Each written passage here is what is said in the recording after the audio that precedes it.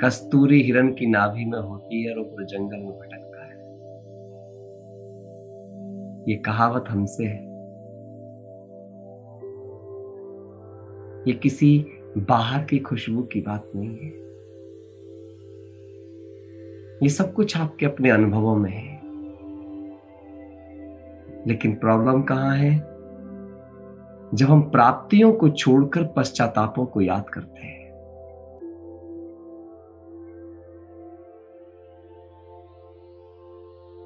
जब जो मिला है उसके लिए धन्यवाद देने की बजाय जो नहीं है उसका रोना रोते रहते हैं। जरा सी प्रॉब्लम आती है, बाबा ये क्यों आ गई, ऐसा क्यों कर दिया, वैसा क्यों कर दिया, ये नहीं करना चाहिए था, बोलना शुरू कर देते हैं। और ये भूल जाते हैं कि हम पढ़ाई कौन सी कर रहे हैं। हम कौन सी पढ़ाई कर रहे हैं यहाँ पर? ममता बहन, कौन सी पढ़ाई कर रहे हैं हम? अनम्यूट करके बताओ, हम कौन सी पढ़ाई कर रहे हैं यहाँ पर? देवता बनने की पढ़ाई कर। और बड़ी बड़ी नहीं, मुझे प्रैक्टिकल बातें बताएं। देवता तो हम बहुत बाद की चीज है। अभी हम प्रैक्टिकल में कौन सी पढ़ाई कर रहे हैं? अभी हम सारे अपने अवगुणों को दूर कर गुणों को धारण करने की पढ़ाई। हाँ, हम बस एक ही पढ़ाई कर रहे हैं, गुणवान बनने की, चरित्रवान बनने की। अच्छा, जब आप कोई भी पढ़ाई आप पढ़ते हैं तो उसका पेपर होना जरूरी है या नहीं? एग्जाम होना चाहिए, नहीं होना चाहिए? होना चाहिए। अच्छा, अब बताओ, जितने भी स्कूली एजुकेशन होती है इसके, तो उसके पेपर तो पेपर पे पेपर होंगे। लेकिन जो गुणों की पढ़ाई है, चरित्र की पढ़ाई है, शक्तियों की पढ़ाई है, उसका पेपर कहाँ होगा भाई? उसका पेपर क्या होगा? उसका पेपर है आपकी खुद की जिंदगी।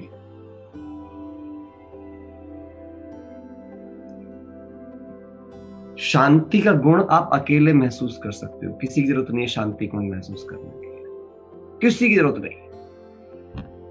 लेकिन प्रेम का गुण, सुख का गुण, ज्ञान का गुण, शक्ति का गुण, आनंद का गुण, ये सब महसूस करने के लिए कुछ चाहिए, दूसरा चाहिए। प्रेम के लिए दो चाहिए। कैसे पता चलेगा किस संबंध में प्रेम है, किस में नहीं है? समानता के बिना प्रेम हो ही नहीं सकता। जब तक मेरे मन में किसी के प्रति भी करेक्शन का भाव है तो ड्रामा कल्याणकारी कहाँ है? ड्रामा कल्याणकारी है माना केवल सजेशन का भाव है, करेक्शन का नहीं। बाबा हमें सजेस्ट करता है, करेक्ट नहीं। करेक्ट हम खुद को खुद करते हैं। ध्यान से समझिएगा, बाबा के शब्दों को हम क्या करते हैं ना, ज्ञान सुनते हैं, बट हम उसे समझते कितना है ये महत्वपूर्ण है। और ज्ञान सुनने से परिवर्तन नहीं आता है, ज्ञान को समझने से, रियलाइज करने से परिवर्तन आता है।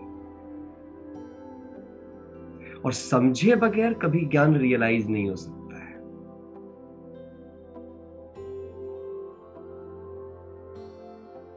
नहीं हो सकता है। बाबा को याद करने का अर्थ क्या है?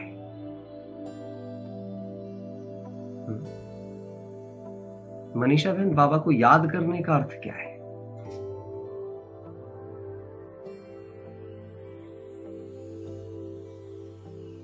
हर कर्म में अपना हर कर्म बाबा की याद में व्यक्त करना। याद का अर्थ क्या? स्वरूप बनकर। याद का अर्थ क्या है? बाबा की याद का अर्थ क्या है? हम कहते रहते बाबा को याद करो, योग लगाओ। याद और इस योग का अर्थ क्या है? बाबा के गुण अपने गुण बना लेना। बाबा के गुण अपने गुण समझना। बाबा के गुण अपने अंदर समझना, गुणों को धारण करना। ठीक है, चार कर्म करना, ये बाबा की याद है। बाबा की याद। चलिए, और कौन बताएगा? हाथ उठाओ, उनको फिर हम अनम्यूट करने के लिए बोलेंगे। कौन बताएगा भाई? अच्छा, नीता बहन बताएंगी। चलो नीता बहन बताओ, क्या अर्थ है याद का? याद करना मतलब बाबा की शिक्षाओं को याद करना। याद करना अर्थात बाबा की शिक्षाओं को याद करना, बिल्कुल सही बात। कुछ भी कर्म कर रहे हैं तो बाबा की शिक्षाएं याद है तो कुछ भी फिर हमसे गलती हो ही नहीं सकती। हाँ एग्जैक्टली, है ना। आप जब किसी को याद करते हैं तो दो चीज याद करते हैं, हमेशा आप याद रखो, एक उसकी शिक्षाएं, एक उनकी महिमाएं। याद करने का अर्थ किसी चित्र को याद करना नहीं है, किसी स्वरूप को याद करना नहीं है। समझिए इस बात को। कुछ लोग पॉइंट देखते रहते हैं, ये पॉइंट पे फोकस, वो पॉइंट पे फोकस। आप किसी भी पॉइंट पे फोकस कर रहे हो, पर क्या आपकी जिंदगी में पॉइंट है?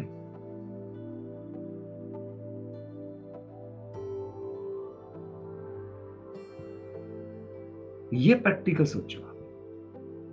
इसलिए याद को कॉम्प्लिकेट मत बनाइए। याद बड़ी ही सहज चीज है।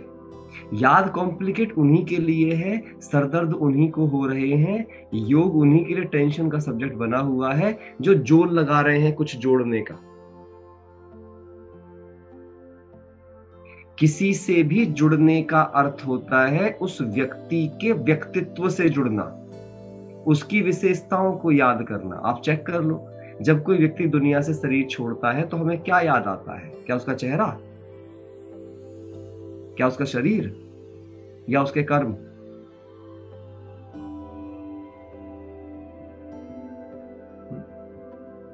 क्या याद आता है? कुमकुम है, क्या याद आता है? उसके कर्म याद आते हैं। कर्म याद आते हैं, उसका सहयोग याद आता है। और क्या याद करते? अब क्या होगा हमारा, मतलब क्या है? उसका सहयोग। उसकी कमी का मतलब क्या है? वो व्यक्ति की कमी थोड़ी फील हो रही है, उसके द्वारा जो सुविधाएं मिल रही थी, जो सुख मिल रहा था, वो कम हो गया, वो याद आ रहा है हमें, है ना। तो ऐसे ही बाबा को याद करने का अर्थ है बाबा की शिक्षा समय पर याद आना। शिक्षा समय पर याद आना, समय पर, समय बीतने के बाद नहीं। उसे कहते हैं एक्यूरेट याद। जब बाबा की हर शिक्षा समय से पूर्व याद आ जाए। गुस्सा कर लिया फिर याद आया गुस्सा नहीं करना, तो फायदा क्या हुआ? अब तो पाप हो गया। और एक खास बात है कर्मों के अंदर, कर्म वो बीज हैं जो एक बार बो दिए तो फल निकलेगा ही।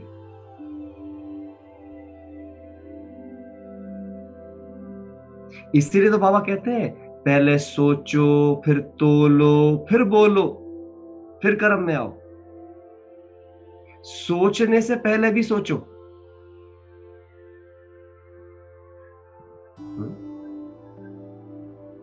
लेकिन क्या हम ऐसा कर रहे हैं? आज जो हमने लक्ष्य लिया है परफेक्ट होने का, नो डिफेक्ट नो इफेक्ट, वो तब तक संभव ही नहीं है।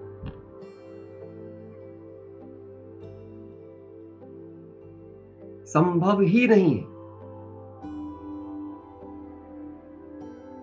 अभी मैं आपको एक एक्सरसाइज कराने वाला हूं जो बहुत महत्वपूर्ण है। आप सब अपने डायरी पे, मैं बोर्ड पे बना रहा हूं पीछे, आप सबको बोर्ड विजिबल है?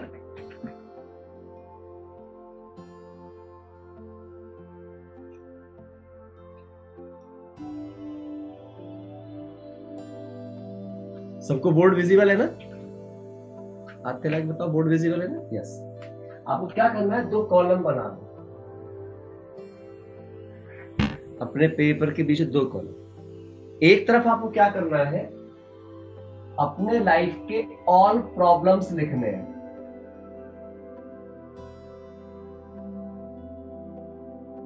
एक एक चीज से हम चलेंगे। राइट ऑल दी प्रॉब्लम्स, जो भी आपके लाइफ में हो, और प्रॉब्लम को सीक्वेंस में लिखना, नंबर से 1 2 3 4 5 ऐसे करके सीक्वेंस में लिखना सारी प्रॉब्लम्स, ऑल दी प्रॉब्लम्स। ठीक है। और फिर क्या करना, सामने क्या करना, उसके आपको हर कॉलम के सामने ये लिखना है कौन सी वैल्यू और कौन सी पावर्स की जरूरत है इस प्रॉब्लम को ओवरकम करने में। हर प्रॉब्लम के दूर करने के लिए क्या चीज चाहिएगी? कोई पर्टिकुलर वैल्यू या पर्टिकुलर पावर की जरूरत पड़ने वाली है आपको। तब वो क्या करना है? ये लिखना है कि प्रॉब्लम क्या है, और दूसरे साइड में क्या लिखना है, कौन कौन सी वैल्यू और कौन कौन सी पावर की जरूरत पड़ेगी आपको उसको ओवरकम करने के लिए। समझ रहे हैं आप मेरी बात? क्लियर हो रही है बात पूरी प्रॉपर? हाथ हिला के बताओ। ये आज की आपकी सबकी एक्सरसाइज है। इससे क्या फर्क पड़ेगा? इससे यह फर्क पड़ेगा कि मेरा ना परसेप्शन चेंज हो गया। होता क्या है, जब जीवन में कोई समस्या आती है तो हम समस्या के बारे में ज्यादा सोचते हैं। अब क्या होगा, ये समस्या आ गई है, कैसे दूर होगी, क्या करूं मैं, क्या नहीं करूं, बड़ी कंफ्यूज। अच्छा, अब आपने क्या कर दिया? समस्या के लिए पहले से आपको चलेगा कि ये वैल्यूज, ये पावर्स चाहिए। तो अब दूसरा काम क्या चेक करना है? अब चेक करो मुझ में कितने परसेंटेज में है। तो तीसरी बात यहां पे लिखनी है। पहली बात तो वैल्यू पावर कौन कौन सी चाहिए। दूसरा लिखना है मुझ में कितने परसेंटेज में, अपनी परसेंटेज चेक करनी है उसकी, मुझ में कितनी है और कितनी मुझे भरने की जरूरत है। आज मैं आपको एक और बहुत अच्छी चीज बताने वाला हूं कि मुझे कोई भी वैल्यू, कोई भी पावर कितनी भी चाहिए, मेरे पास ही है स्टॉक, कहीं से बाहर से नहीं आएगी। किसी दुकान पे वो मिलती नहीं, कोई दूसरा मुझे दे नहीं सकता। हाँ या ना? क्या कहोगे आप सब? कोई दूसरा दे सकता? पड़ोसी दे सकता आपको अपनी? मैं दे सकता हूं, मैं ट्रांसफर कर सकता हूं आपको, है ना? हमारी रश्मि दीदी वो बार बार ना मेरे को बोलती, भैया कुछ समय के लिए ना अपना दिमाग ट्रांसफर कर दो मेरे अंदर। ऐसा हो सकता है? अगर ऐसा होता तो मैं तो सारी दादियों का दिमाग ट्रांसफर करवा लिया करता थोड़ी थोड़ी देर के लिए। जगदीश राजा का दिमाग ट्रांसफर करवा लेता अपने अंदर। नहीं हो नहीं सकता, पॉसिबल ही नहीं। पर आपके अंदर सारा कुछ है, क्योंकि हम सब भगवान के बच्चे हैं ना। किसके बच्चे हैं हम सब? भगवान के। किसी इंसान के बच्चे थोड़ी है। और आत्मा सबकी सभी गुणों से संपन्न है। बस दिक्कत क्या है? भूल गई है। और भूली हुई चीज को याद किसको दिलाना पड़ता है? खुद को। अच्छा, अगर आपकी याददाश्त अच्छी ना हो तो क्या करते हैं? लिख के रख लो। भाई जिनको याद नहीं रहता, कुछ तो ऐसे होते हैं जिन्हें काम बताया वो जाके याद रहेगा। कुछ लोग आपने देखे ना, जिनको कुछ याद नहीं रहता तो वो लिख के रख लेते हैं अपने पास में और बार बार देखते रहते ताकि भूल ना जाए। अब आप बताओ, चाहे भले, अच्छा सपोज आपको हमने कोई काम दिया, कोई भी वर्क दिया, अब आपको याद रह जाता है, आपने ऐसे कर लिया। अच्छा सपोज दूसरे को याद नहीं रहता, उसने लिख लिया, लिख के काम कर दिया। तो इंपॉर्टेंट क्या था? काम का होना या याद रखना ना रखना? इंपॉर्टेंट था काम का होना, क्योंकि रिजल्ट किससे मिलने वाला है? रिजल्ट किससे मिलने वाला है? किससे मिलने वाला है मोहम्मद तुम्हें? रिजल्ट किससे मिल रहा है? काम के होने से या काम के याद रखने से? भाई जी काम के होने से। होने से। अगर मैंने लिख लिया उसको तो क्या फर्क पड़ गया? पेपर पे लिख लिया, मैं जाकर काम कर दिया। तो किसी को सुख किससे मिलने वाला है? उस काम के होने से। अच्छा, अब जब धीरे धीरे लिख लिख करके मैं लिखता जाऊंगा, लिखता जाऊंगा, लिखता जाऊंगा, तो एक दिन क्या होगा? याद रहना भी शुरू हो जाएगा। जी भाई। अगर मेरी बुद्धि की मेमोरी अच्छी नहीं है तो ये मेरे पाप कर्मों का परिणाम है। याद रखिएगा। अगर मैं भूलता हूं, मेरी मेमोरी अच्छी नहीं है, मुझे काम की बातें समय पर याद नहीं आती हैं, ये मेरे पाप कर्मों का परिणाम है। अब चलो पाप कर्म हो गए, तो अब मैं पाप कर्म के बारे में सोच के क्या पाप कर्म को काट सकता हूं? बढ़ जाता है और बढ़ जाएगा, क्योंकि उससे पश्चाताप बढ़ेगा। आप जितना पाप कर्म को सोचोगे, जितना कमी के बारे में सोचोगे, जितना कमजोरी के बारे में सोचोगे, उतना ही आप में गिल्ट आएगा, पश्चाताप आएगा। और पश्चाताप आपको नीचे लेके जाएगा, नेगेटिव एनर्जी।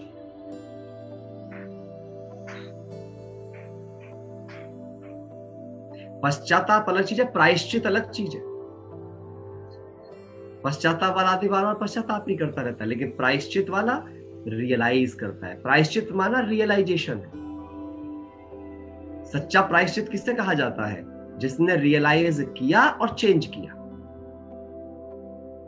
पश्चाताप क्या है? गलती करते रहो और रिग्रेट में आते रहो।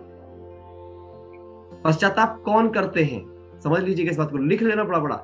वे सारे लोग पश्चाताप करते हैं जो इंसान को गलतियों का पुतला मानते हैं। इंसान में तो गलती तो होंगी ही।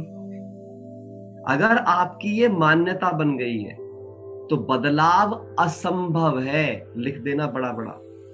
यदि मेरी मान्यता ये बन गई है कि मैं इंसान हूं, और मैं भी तो मुझसे तो ऐसे बोलते हैं हम इंसान ही है ना, भगवान थोड़ी बन गए हैं। इंसान होना हमारा जैसे गलती करने का सर्टिफिकेट मिल गया हो। कुछ लोग तो ऐसे ही बोलते हैं ना, ऐसे करके प्रमाणित करते हैं हम इंसान ही है ना, गलती तो होंगी ना हमसे। मतलब इंसान बनना माना गलतियों का सर्टिफिकेट मिल जाना। तो क्या इसे इंसानियत कहेंगे? इंसानियत तो श्रेष्ठ चीज होती है। तो मैं इंसान हूं तो मुझ में क्या होनी चाहिए?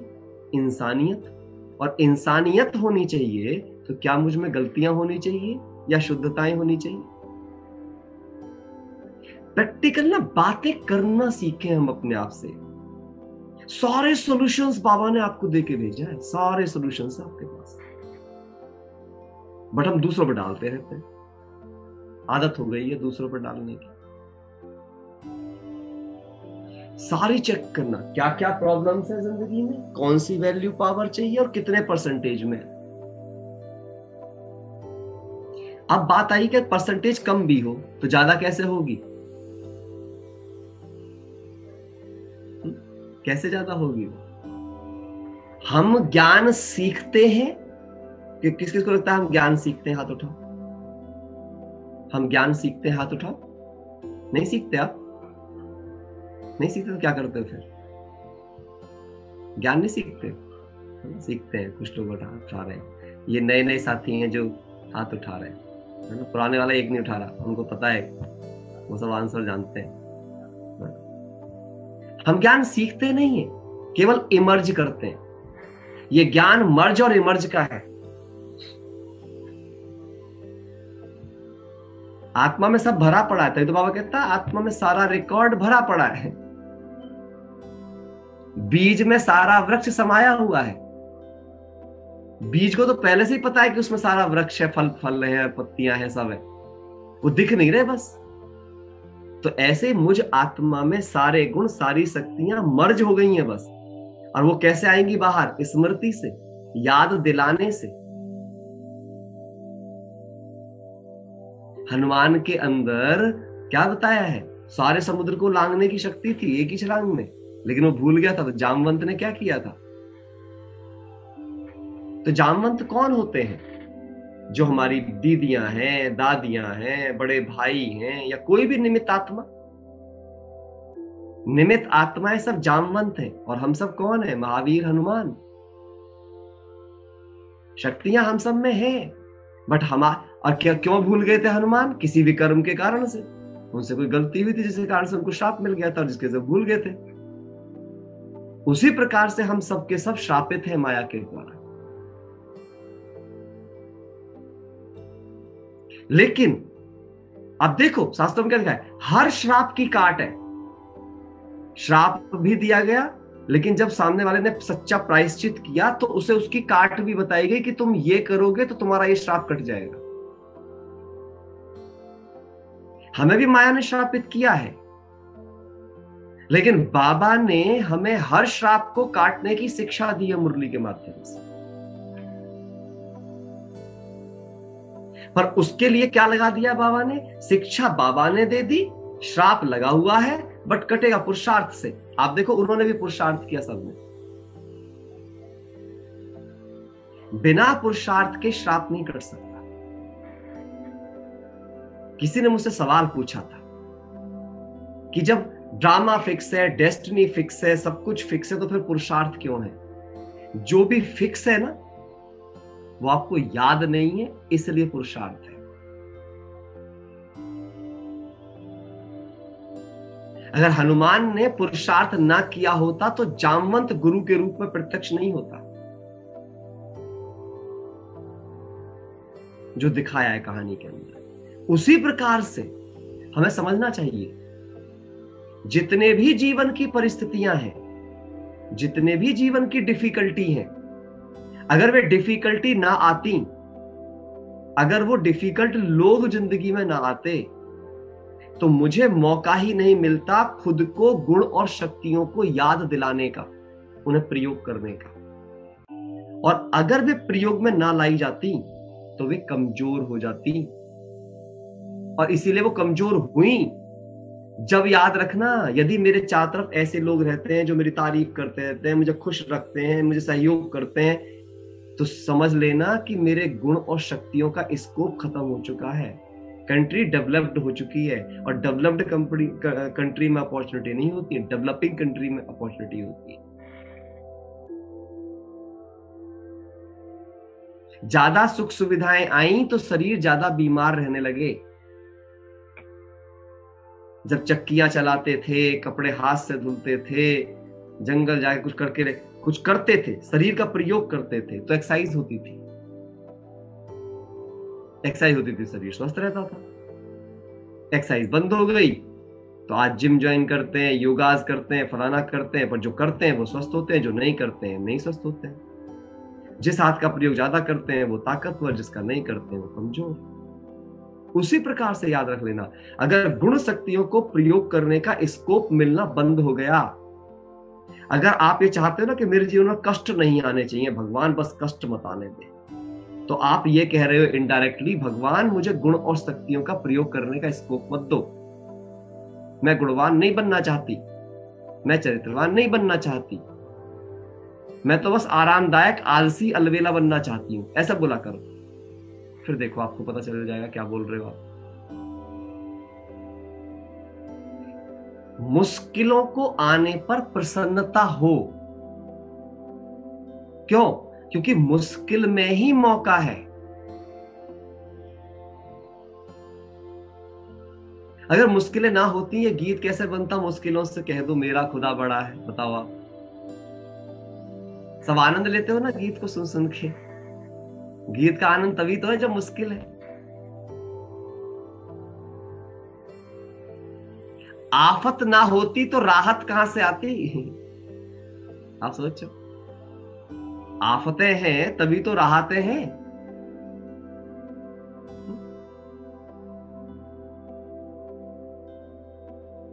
बुराई न होती अच्छाई का क्या मोल होता? विघ्न ना होते तो विघ्न विनाशक के टाइटल का क्या होता? अभी पावर ने पीछे मुरली में बोला था, एक संडे की मुरली में, विघ्न ही ना होते तो विघ्न विनाशक का तुम क्या करते भाई? समस्याएं ना होती तो समाधान स्वरूप स्मृति स्थिति क्या होती? तो जब हम इन सब बातों को समझ गए, तो क्या हमें परिस्थितियों के ना आने के लिए बाबा को बोलना चाहिए, या परिस्थितियों को पार करने के लिए खुद को तैयार करना चाहिए? आज से यह मत बोलना कि बाबा परिस्थितियां मत भेजो। आज से क्या बोलना बाबा को? Thank you baba, you prepared me. आपने मुझे तैयार कर दिया है हर समस्या पर विजयी होने के लिए। विजय तो मेरा जन्म सिद्ध अधिकार है। विजय क्या है? जन्म सिद्ध अधिकार। मैं तो विजयी हुई पड़ी हूं, मेरा तो जन्म ही जीत के लिए हुआ है। ठीक है, तो पहला काम तो ये रहा, आज सारा दिन चेक करना। दूसरा चीज क्या चेक करना है? मेरे चारों सब्जेक्टों में क्या स्थिति है। संपूर्ण ऐसे नहीं बन सकते ना, संपूर्ण बनने के लिए चारों सब्जेक्ट में टॉपर बनना पड़ेगा। ईश्वरीय ज्ञान में, सहज राजयोग में, दिव्य गुणों की धारणा में, और ईश्वरीय सेवा में।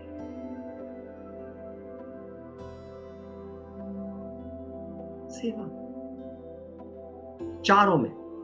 आज दिन भर में ये चेक करो, इन चारों सब्जेक्टों में टॉपर बनने के लिए कौन कौन से गुण और शक्तियां चाहिए। एक तरफ हमने परिस्थितियों के हिसाब से लिखे, अब चारों सब्जेक्ट के हिसाब से लिखना है। मुझे ज्ञान की हर बात समय पर याद आए,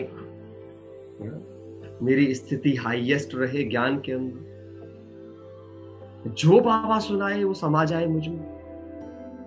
वो तब तक हो ही नहीं सकता जब तक आप मुरली को आत्मिक स्मृति में नहीं सुनेंगे। आज के बाद आप जितनी देर के लिए मुरली में बैठते हो ना, ये चेक करो क्या मैं आत्मिक स्मृति में हूं। ये लक्ष्य बना लो।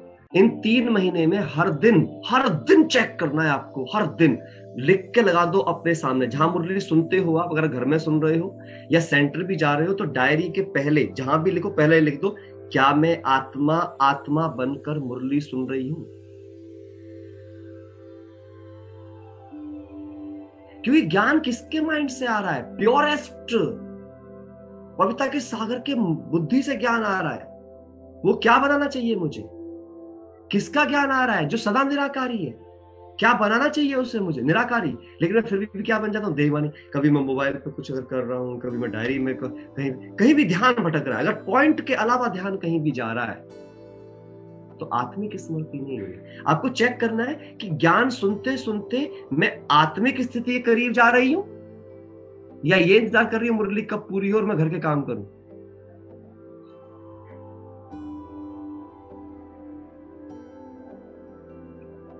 चल क्या रहा है?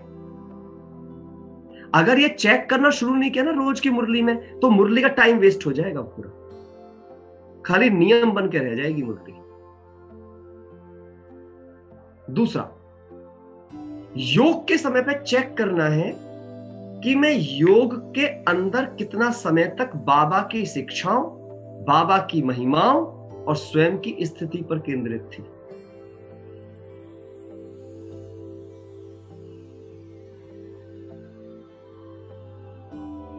और इन चक्करों में ज्यादा मत पड़ना। मेरी बिंदु रूप स्थिति बनी नहीं बनी, मेरी ज्वालामुखी बनी नहीं बनी, ये सब छोड़ दो। मुझसे ऐसे सवाल जब सब पूछते रहते हैं ना, कौन सी स्थिति से ज्यादा पाप कटेंगे? भाई अगर तेरे को बाबा की शिक्षा याद रही ना समय पे, तो तुझसे पाप होने बंद हो गए ना, तो समझ ले पाप कटने शुरू हो गए। आप पता है, ये कोशिश पहली करो, पाप कटेंगे कटेंगे छोड़ दो बाद में। पहले ये कोशिश करो कि पाप होए ना।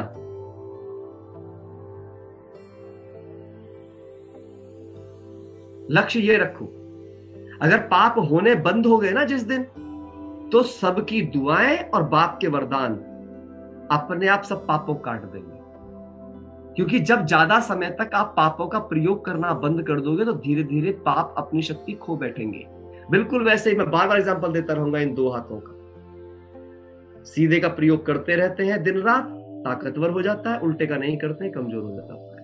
पाप का प्रयोग घटाते जाओ, पुण्य का प्रयोग बढ़ाते जाओ, पाप खत्म हो जाएगा अपने आप। उसको खत्म करने का पुरुषार्थ करना बंद कर दो। कीचड़ निकालने का पुरुषार्थ करना बंद कर दो। अमृत, ज्ञानामृत, पानी डालने का पुरुषार्थ जारी रखो। कीचड़ अपने आप निकल जाएगी। कीचड़ कैसे निकलेगी संकल्प मत करो। पानी कितना तेज डाल सकते हो उसका संकल्प करो। समझ आ रही है मेरी बात? क्लियर हो रही है? इसीलिए बाबा कहते हैं बच्चे, क्या कहते हैं बाबा? बाबा कहते हैं बच्चे तुम मुझे याद करोगे तो हर कदम में पदम है। लेकिन देखो बाबा कितना दयालु है। क्या कहता है? बच्चे अगर गलती करी ना तो 1 का 100 गुना दंड पड़ेगा। देखो अब ध्यान से, दंड कितना दे रहा है? केवल 100 गुना। और प्राप्ति कितना दे रहा है? पदम गुना। ऐसा दयालु बाप मिलेगा? कितना मीठा है वो, क्या बताएं। दुनिया में तो लोग जरा सी उनके प्रति गलती कर दो तो इतने श्राप दे देते हैं कि बस पूछो मत। और यहां बाबा, वरदाता बाबा क्या सिखा रहा है हमें? उसे हम में सिर्फ मीठे बच्चे ही दिखाई देते हैं बस। और ये हमें पता हम कितने मीठे हैं, कितने खट्टे हैं, कितने कड़वे हैं, कितने नमकीन हैं, बट उससे तो बस मीठे ही दिखते हैं, है ना। माँ को तो गुदड़ी में लाल ही दिखता है ना बस। उसे नहीं फर्क पड़ता कि कैसा है मेरा लाल, बस लाल है। ये सोचो कितना प्यार है। तो योग को चेक करें। योग सिर्फ, मैं ऐसे ही बता रहा हूं, बाबा की शिक्षाएं अगर आपको बुद्धि में याद है ना, आप इतने लाइट रहोगे कि आपको पता नहीं चलेगा क्या हो रहा है आपकी life. You will be light. और बाबा कहते हैं योगी की एक ही पहचान है, वो लाइट रहेगा, माइट रहेगा, हल्का भी, शक्तिशाली भी, इफेक्टिव भी, इंपॉर्टेंट। तीसरा चीज क्या होगा, जब ऐसी स्थिति रहेगी, शिक्षाएं समय पर याद आएंगी, तो कर्म कैसे होंगे, डिवाइन। इसलिए धारणाएं अपने आप कैसी हो जाएंगी, दिव्य गुणों की धारणा। हर कर्म में दिव्यता दिखेगी सबको, दृष्टि में दिव्यता, सुनने में दिव्यता, चलने में दिव्यता, पढ़ने में दिव्यता, बात करने में दिव्यता, भोजन करने में दिव्यता, पानी पीने में दिव्यता, हर कर्म में दिव्यता आती जाएगी, क्योंकि बाबा ने हर कर्म की शिक्षा दी है।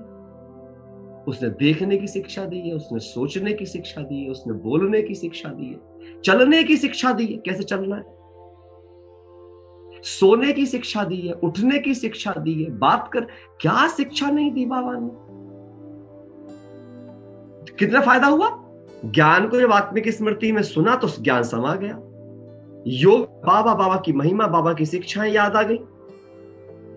अब शिक्षा समय पे याद, अच्छा बताओ, आज तक अगर कोई शिक्षा आपको समय पे याद आ गई हो, आपको याद आ गई हो भाई गुस्सा नहीं करना है, तो गुस्सा होता है फिर आपसे, करके दिखाना, आप होगा ही नहीं आपसे।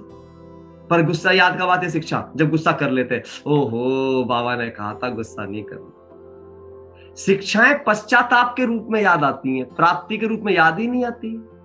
क्यों? क्योंकि उसकी प्रैक्टिस नहीं की होती। इतनी बार लिखो ना, इतनी बार लिखो कि अंदर ना रोम रोम में समा जाए शिक्षा, ना चाहते भी शिक्षा ही याद आए बस।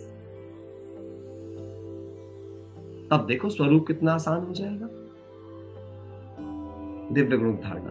अच्छा, अगर धारणा मूर्त बन गए आप, तो क्या आपका हर कर्म सेवा कर रहा होगा या नहीं कर रहा होगा? सेवा में ये मत चेक करो आज मैंने कितनों को मुरली सुनाई, आज मैंने किसी को ज्ञान सुनाया नहीं सुनाया। इतने परेशान है लोग, वो सोचते हैं ये सेवा है किसी को ज्ञान सुनाना सेवा है, और ना हमें तो सेवा का मौका नहीं मिलता ऐसा बोलता। मैं भी सोचता था, सच बता रहा हूं, मैं भी ऐसे सोचता था, मौका नहीं मिलता। अब समझ में आ रहा है भाई, मौका तो हर वक्त है।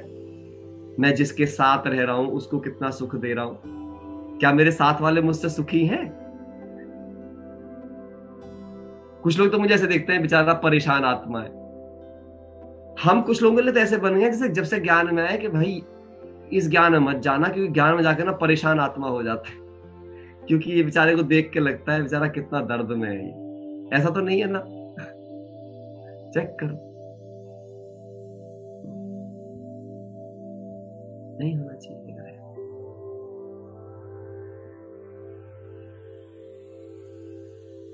हर चीज हम भोजन कर रहे हैं तो कैसे कर रहे हैं?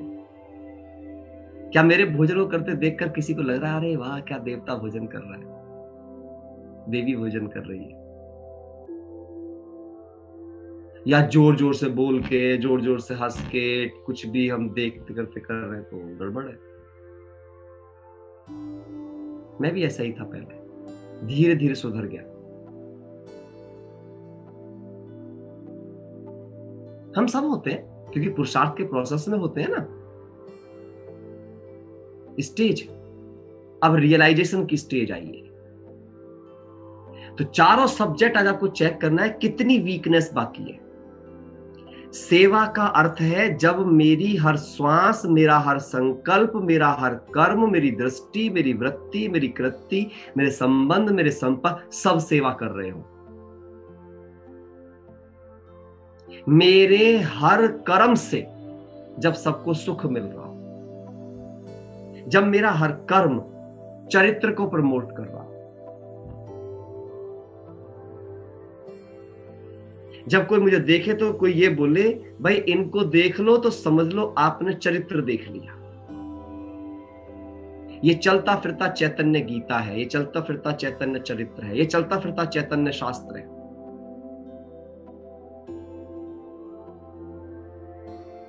ये चलता फिरता मॉडल है गुणों और शक्तियों का। ऐसे टाइटल जीतने हम सबको। आप सब सोच रहे हो क्या अचीवमेंट करें हम? ये है हमारे पढ़ाई के मेडल। अगर ये मेडल नहीं मिल रहे ना हमको, तो हमें कुछ नहीं मिल रहा है। ये वाले मेडल जीतने हमें। इन 3 महीने का टारगेट सही है? करना है ऐसा? सब तैयार? पक्के वाले तैयार है? कच्चे पक्के हो? जो YouTube पे सुन रहे हैं वो भी सब तैयार? सब टाइप करके बताओ अपना उसके अंदर, चैट बॉक्स में टाइप करके बताओ सब तैयार। तो चारों सब्जेक्ट आज से ना हर समस्या को मिटा देंगे हम। समस्याओं को तो हम ऐसा कर देंगे कि समस्या हमारे सामने आते ही पस्त हो जाएगी। उसे पता है सब कुछ लेके बैठा पहले से तैयार, सारे तीर कमान सब तैयार है इसके पास। इसके सामने जाना माना अपनी मृत्यु का आह्वान करना। सही बात है?